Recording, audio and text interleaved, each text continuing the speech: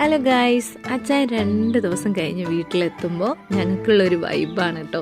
ഭയങ്കര വൈബായിരിക്കും. കാരണം എന്താ വെച്ചാൽ ഞങ്ങൾ 2 ദിവസം വീട്ടിൽ അച്ചായൻ ഇല്ലെങ്കിൽ ഞങ്ങൾ പുറത്തോട്ട് എങ്ങും പോകത്തില്ല. മിണ്ടാതെ സ്കൂളിൽ പോവുക, വീട്ടിൽ വരിക, അങ്ങനെ ഇരിക്കും കേട്ടോ.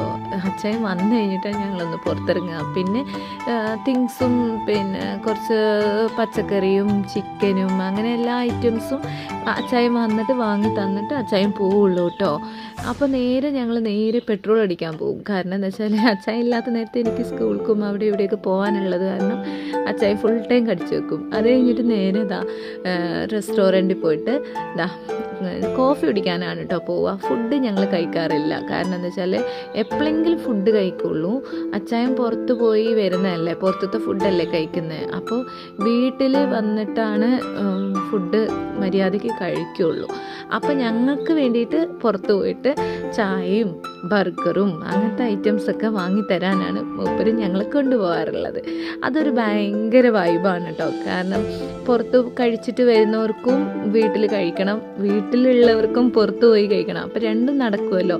അങ്ങനെ ബ്രോസ്റ്റ് എന്തോ കട്ട് ചെയ്തിട്ടിട്ട് ചീസൊക്കെ ഇട്ടിട്ട് എന്തോ ഒരു പേര് പറഞ്ഞു, ആ ഒരു സാധനം ഓർഡറായി വന്നു.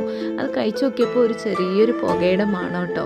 അപ്പോൾ അത് അവരോട് പറഞ്ഞപ്പോൾ തന്നെ അവർ വേഗം പോയിട്ട് അത് മാറ്റി തന്നു കേട്ടോ. നന്നൂസിന് ഇഷ്ടപ്പെട്ടിട്ട് തന്നെയല്ല, ഇന്നൂസ് കുറച്ച് കഴിച്ചു.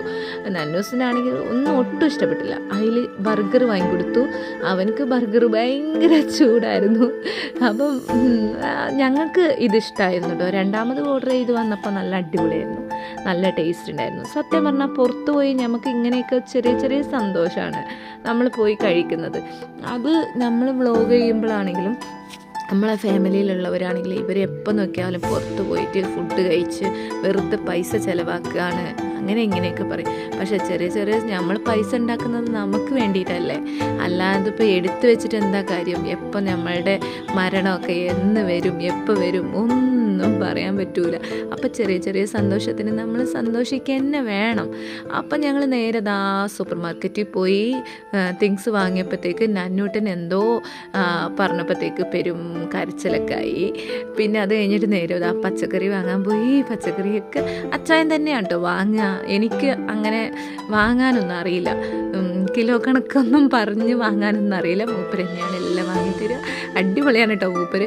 പിന്നെ പോലീസുകാർ ഫുള്ളും ചെക്കിങ്ങും ഉണ്ടായിരുന്നു കേട്ടോ, ഇലക്ഷനല്ല. അങ്ങനെ ഞങ്ങൾ നേരെ അച്ചായൻ്റെ ലോറിയിൽ പോയിട്ട് അച്ചായൻ്റെ എന്തൊക്കെയോ തിങ്സുകൾ വെക്കാനൊക്കെ ഉണ്ടായിരുന്നു, അതൊക്കെ വെച്ചിട്ട് ഞങ്ങൾ വീട്ടിലോട്ട് പോവാണ്.